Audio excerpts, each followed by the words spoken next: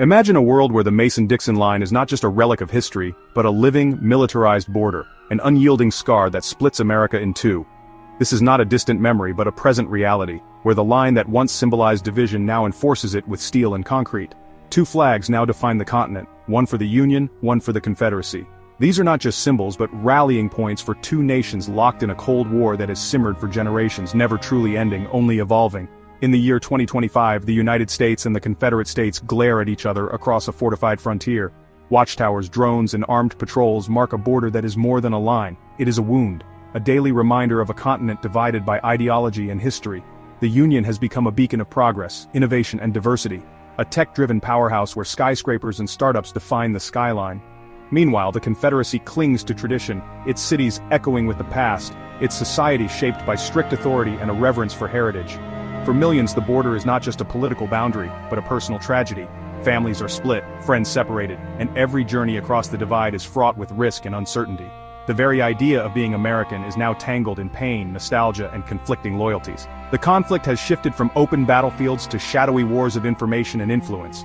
Propaganda, espionage, and economic sabotage have replaced muskets and cannons, as each side fights for hearts, minds, and resources in a never-ending struggle.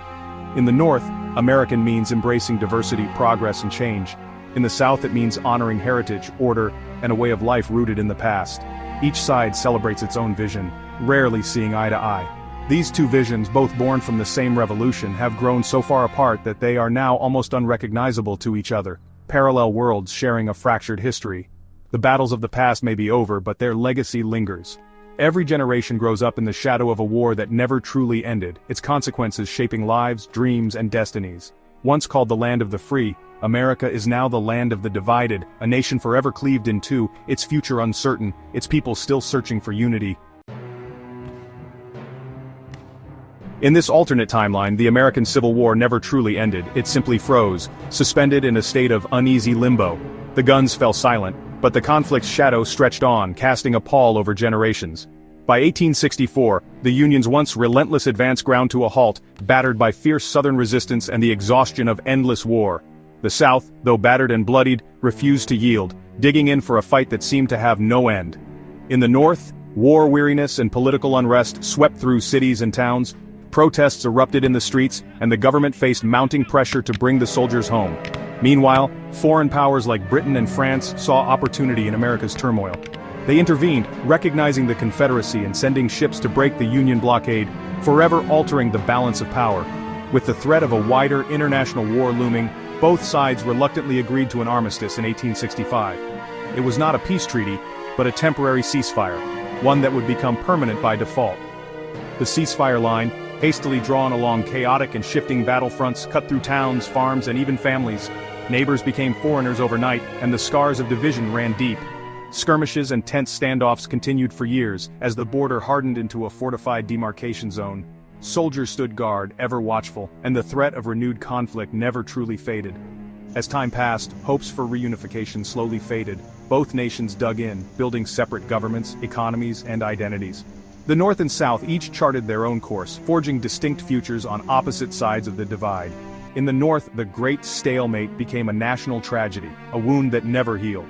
In the South, it was celebrated as the War of Southern Independence, a hard-won victory despite the cost.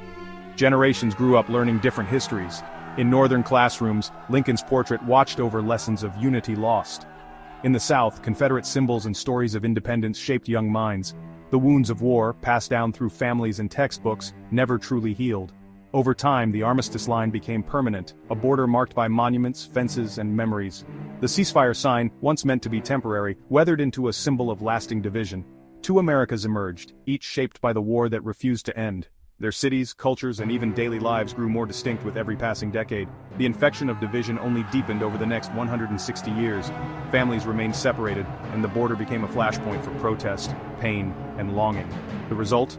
Two fundamentally different nations forever at odds, each clinging to its own version of history, and each shaped by a war that, in this world, never truly ended. The 1865 armistice line was never stable. It cut through states, counties, and even families. The line itself was more than just a boundary. It was a scar across the heart of the nation, redrawing lives and loyalties overnight. Families found themselves on opposite sides, neighbors became strangers, and entire communities were forced to choose allegiances that would define their futures for generations. Missouri and Kentucky were split, with cities like St. Louis and Louisville becoming fortified outposts deep in contested territory. These cities, once bustling crossroads of commerce and culture, transformed into tense military strongholds, their streets echoing with the sounds of marching boots and whispered rumors of spies. The daily lives of citizens were shaped by curfews, checkpoints, and the ever-present threat of conflict. West Virginia stayed Union, but its eastern counties simmered with Confederate insurgency. The rugged Appalachian terrain became a battleground for guerrilla fighters, where loyalties shifted as quickly as the mountain weather. Small towns lived in constant uncertainty, never knowing when violence might erupt. In the west, the Confederacy secured Arizona and New Mexico, sharing a tense border with Mexico. This new frontier was marked by uneasy truces and sudden skirmishes, as both sides vied for influence over the vast untamed lands and the people who called them home. Manifest destiny died, the continent became a standoff.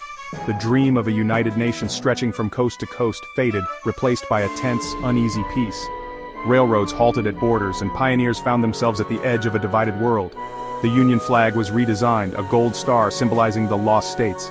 This single star became a silent reminder of what was lost, a symbol of hope and mourning fluttering above government buildings and family homes alike.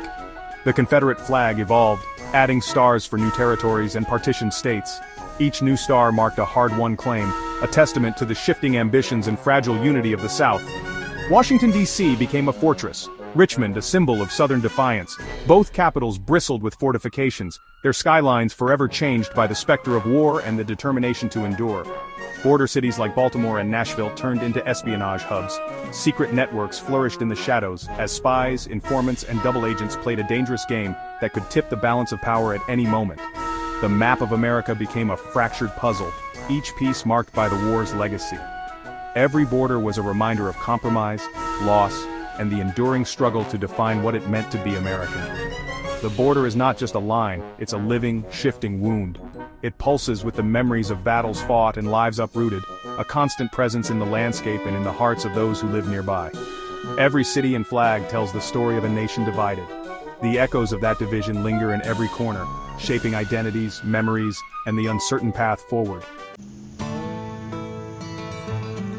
The Union and Confederacy became opposites in governance and society. The Union centralized power, expanded civil rights, and built a multicultural globalist society. The Confederacy clung to states' rights, tradition, and a rigid social hierarchy, evolving into an authoritarian republic.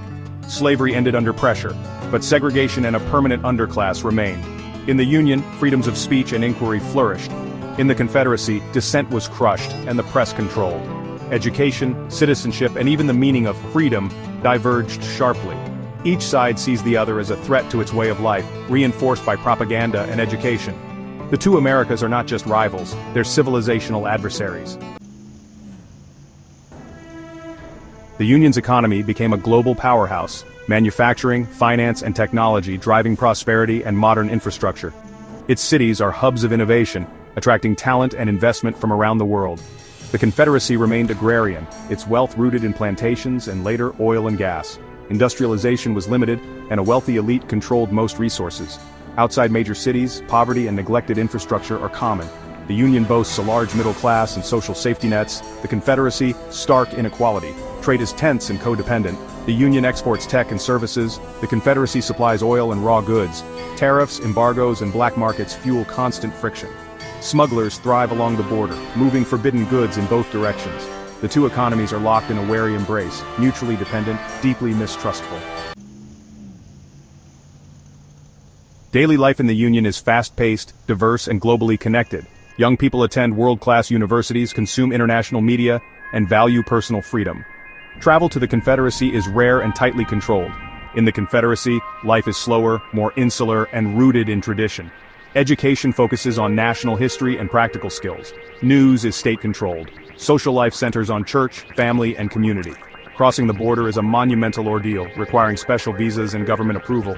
The border itself is a high-tech barrier on one side, a militarized line on the other. Media consumption reveals the divide. Union families access global content. Confederates receive only state-approved news and culture. Information is a weapon. Pirate broadcasts and propaganda flow both ways. Each side sees the other as alien, even dangerous. The border is not just physical, it's cultural and psychological. The U.S. Confederate border is the world's most militarized zone. The long ceasefire is marked by constant tension, drone incursions, espionage, and military standoffs. The Union fields a smaller, high-tech volunteer military with global reach and nuclear deterrence. The Confederacy relies on mass conscription, discipline, and defense in depth with its own nuclear arsenal. Both nations spend heavily on defense, shaping their societies around perpetual readiness. Global alliances add complexity. The Union leads a NATO-like bloc, while the Confederacy aligns with authoritarian regimes. The continent is a chessboard for global power politics. The threat of war is ever-present, shaping every decision. The Cold War between the two Americas is a central flashpoint in world affairs. In the borderlands, division is a daily reality. Families are split. Letters and secret online chats are all that connect them. Young people defy the wall, sharing music and dreams of unity through illegal networks. Smuggling and resistance are a way of life. An underground railroad now runs both ways. Loyalties blur. Survival means playing both sides. A Confederate soldier on the border listens to forbidden Union radio, questioning the enemy he's taught to hate. A Union intelligence officer sifting through intercepted messages sees the shared humanity across the divide. The borderlands are a gray zone, dangerous but full of hope and rebellion. The Great Fracture forces everyone to choose, security and identity or the dream of reunification. For those living here, that choice defines their lives.